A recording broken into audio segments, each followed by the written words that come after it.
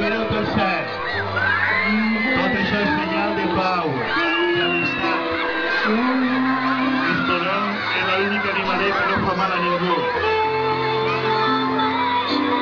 Com hem de ser les persones. Molt d'amor, tranquil·litat i pau com és tot més.